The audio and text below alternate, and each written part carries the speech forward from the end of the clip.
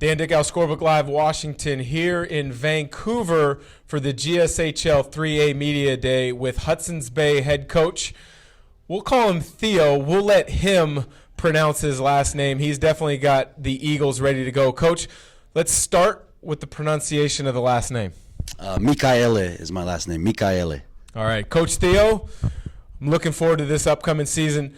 In talking to coaches across the area, they said that you guys are a team that kind of is going to be, has been overlooked in the past, but they don't feel that that is the right thing to do with your program this year. They've said you've got some pieces that you can begin to build upon. How do you feel going into this upcoming season? I would say that's correct. Last year our team was 3-17. We had a player, Eli Hoover, who is now went on to play at Centralia Community College.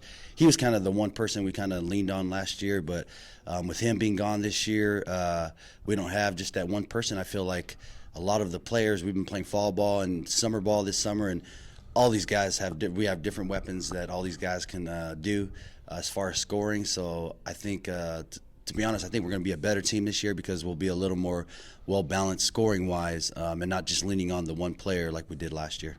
Fifth year as the head coach of the Eagles program. A lot of times, by that time, many coaches, you're picking and choosing the philosophy that you want to build your program in over for the long haul.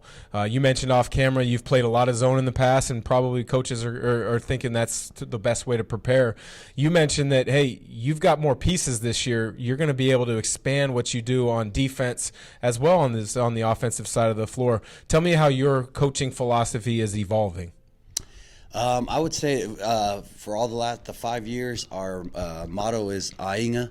And Ainga means family in Samoan, and our other one is every day is a job interview.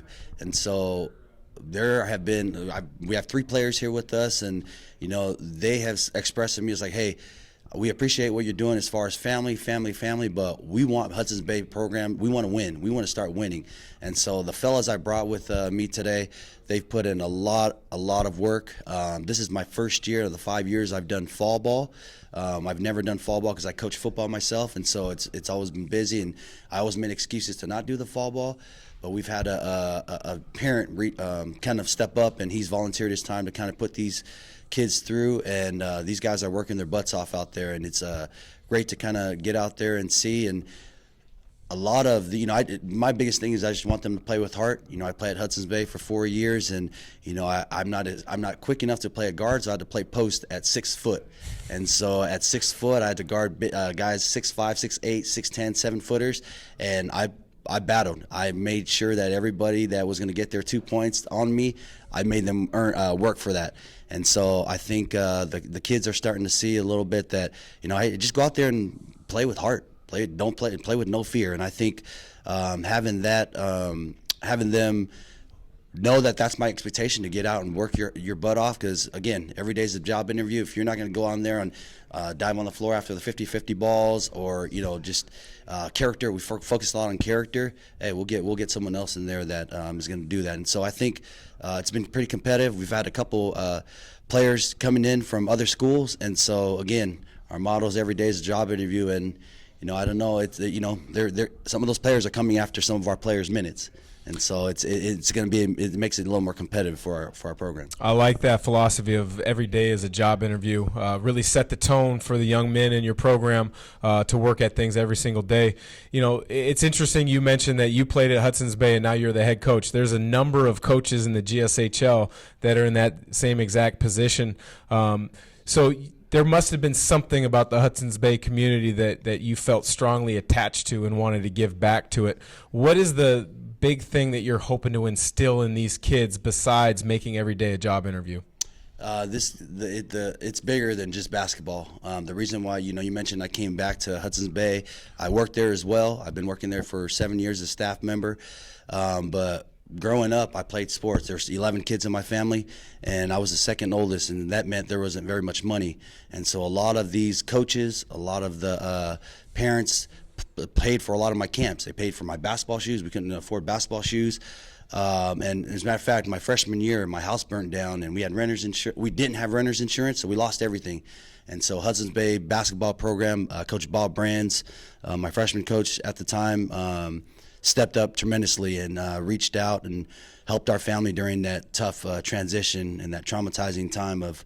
And so I think that's a big reason. You know, I can't obviously pay any of those people that were there for me back money-wise, but what I can do is make sure that I'm giving back and investing my time and my heart to the players at Hudson's Bay. Investing time and energy into the young men in your program is to be commendable. You're also trying to teach them and coach them to compete and come out on top with victories. Win-loss record aside, we have this conversation mid-February or maybe even mid-March, hopefully early March if you guys have advanced through the playoffs. What do you hope that your players learn on the journey of this upcoming season? Just perseverance and fighting hard. Again, we're always, like you mentioned earlier, we're the underdogs.